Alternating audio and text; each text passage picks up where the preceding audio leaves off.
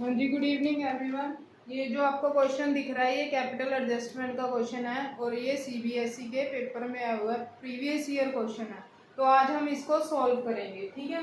ये आपकी balance sheet दी हुई है। पहले हम कौन सा अकाउंट बनाएंगे? रीवैल्यूएशन अकाउंट बनाएंगे।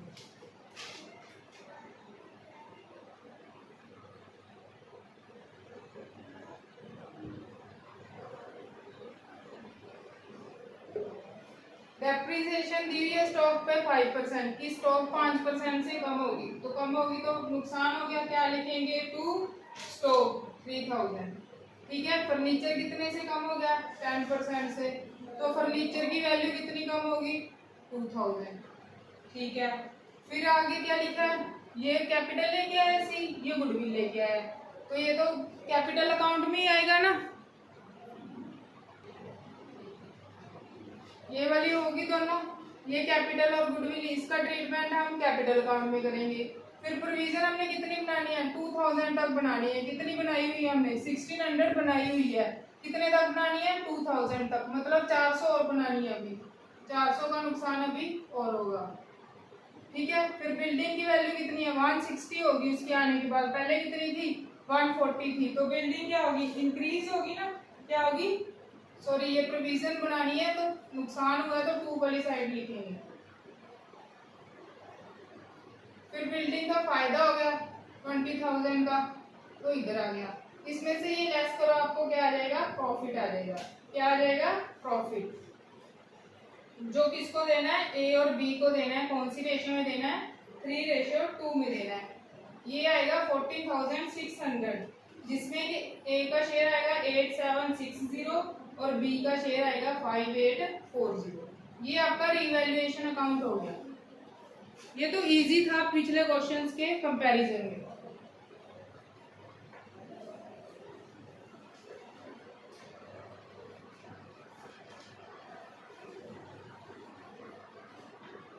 अब हम बनाएंगे पार्टनर्स कैपिटल अकाउंट। ये ध्यान से देख लेना दोबारा, जिनको क्लियर नहीं हुआ था पिछली वीडियोस में।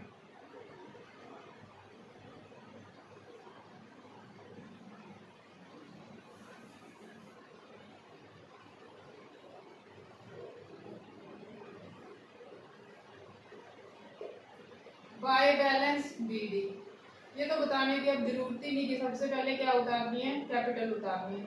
1,04,000, 52,000 और सी की कैपिटल को बाय बैलेंस बीडी नहीं लिखते, जो वो लेके आता है क्या लिखते हैं? बाय बैंक अकाउंट लिखते हैं। 64,000। ये भी नहीं डालनी, ये भी नहीं डालनी, ये भी नहीं डालनी कैपिटल अकाउंट में। ईपीएफ भी नहीं डालना होता, ये आगे सीधा बैलेंस शीट में ले जाना। WCR नीचे कोई क्लेम नहीं है तो ये सीधा किसका हो गया? पार्टनर्स का हो गया। किसका हो गया? पार्टनर्स का। तो ए को कितना मिलेगा? 6,000, बी को 4,000। फिर ये होता है कंटीजेंसी रिजर्व। इसका मतलब है कंटीजेंसी रिजर्व कि अगर कभी इमरजेंसी पड़ेगी तो ये रिजर्व हम यूज कर सकते हैं। पर नीचे कोई क्लेम नहीं है, इसका भी मतलब ये बच गया। ये भी किसका हो गया? पार्टनर्स का हो गया बाय कंटीजेंसी रिजर्व, ठीक है। अब इधर वाली साइड तो ऐसी कोई भी चीज नहीं है जो इधर बांटनी है। फिर उस पे आ जाओ, सी क्या लेके आया? गुडविल लेके आया 15,000 की। सीधा ही बता दिया, मतलब ये कैश में लेके आए। जब सीधी गुडविल बताई होगी ना, अगर कुछ ना लिखा होगा कि unable to bring in cash, तो क्या मान के चलना है कि वो कैश में ही लेके आया। तो इसको हम कौन सी रेशियो में बांट देंगे? सैक्रिफाइसिंग रेशियो में बांटेंगे। किसमें बांटेंगे? सैक्रिफाइसिंग रेशियो में। जब आप सैक्रिफाइसिंग रेशियो निकालोगे तो इक्वल आएगी, तो यहाँ पे लिखना है बाय प्रीमियम फॉर गुडविल, ठीक है। देखो क्या डालना रह गया इसमें। अब इसमें रह गया रिवैल्यूएशन प्रॉफिट, जो हमारा कितना था? 87605840। अब ये तो अंडरस्टूड है, हम कैपिटल एडजस्टमेंट का क्वेश्चन कर रहे हैं। मैंने बताया था कि जब नए पार्टनर की कैपिटल दी हुई हो, क्या हो? नए पार्टनर की कैपिटल दी हुई हो तो उसके बेस पे पुराने पार्टनर्स की कैपिटल को क्या करते हैं? एडजस्ट करते हैं। तो नए पार्टनर की कैपिटल कितनी दी है? 64,000। इसका शेयर कहाँ दिया हुआ? ये देखो, न्यू प्रॉफिट शेयरिंग रेशियो दी। सी का शेयर है 2/10, तो इसको क्या कर देंगे? 10/2 कर देंगे। तो ये कितना आएगा? 3,20,000। कितना आएगा? 3,20,000। इसको न्यू प्रॉफिट शेयरिंग रेशियो में बांट देंगे। ए को कितनी आएगी? 1,60,000 आएगा ए को, बी को आएगा 96,000 और सी को आएगा 64,000।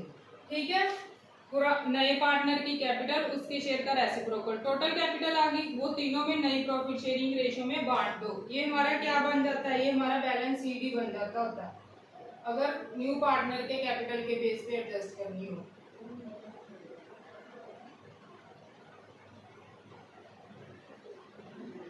ये क्या बन जाता होता है हमारा टू बैलेंस सीडी। अब ऐड लेस कर लो, देख लो कौन कितनी कैपिटल लेके आएगा।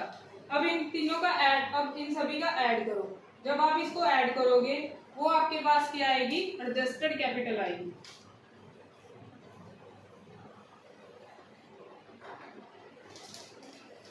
एडजस्टेड कैपिटल ये कैसे निकलती है, बैलेंस सीडी को छोड़कर, बैलेंस सीडी को छोड़कर क्रेडिट साइड जो चीजें हो वो ऐड करनी है, उसमें से डेबिट साइड जो चीज हो वो लेस करनी है। तो इधर तो सारा क्रेडिट साइड ही है, डेबिट साइड कुछ नहीं है, सिर्फ बैलेंस सीडी है, ये हमने नहीं लेना होता। तो जब आप इसका टोटल करोगे ए की एडजस्टेड कैपिटल आएगी 132,260, मतलब ए की कैपिटल फॉर्म में इतनी पड़ी हुई है, पर होनी कितनी चाहिए नए के हिसाब से, 1,60,000।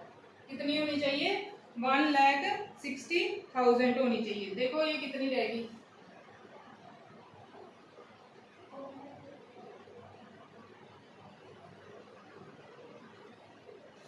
इतनी होनी चाहिए, इतनी पड़ी हुई है, मतलब ए फॉर्म को पैसा देगा। कितने पैसे होने चाहिए, 1,60,000 होने चाहिए। इसको राउंड ऑफ कर लो, मतलब 1,30,000 पड़े हुए हैं, तो कम कम है ना, ज्यादा होने चाहिए, तो ए देगा। तो क्या एंट्री आएगी, बाय बैंक अकाउंट 27740। ये बैलेंसिंग फिगर होती है। ठीक है, ऐसी बी का निकाल लो, क्रेडिट साइड ही है, डेबिट साइड कुछ नहीं है। तो जब आप बी की क्रेडिट साइड का टोटल करोगे ये आएगा 73,340। ठीक है, और बी को कितने मिल रहे हैं, 96,000। तो ये कितने रह गए,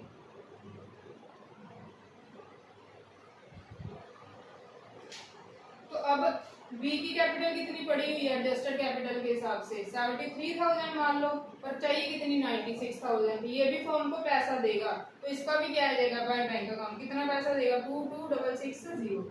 ये आपका क्वेश्चन हो गया। ठीक है, इसके बाद आपने बैलेंस शीट बनानी है, वो आपने खुद बनानी है।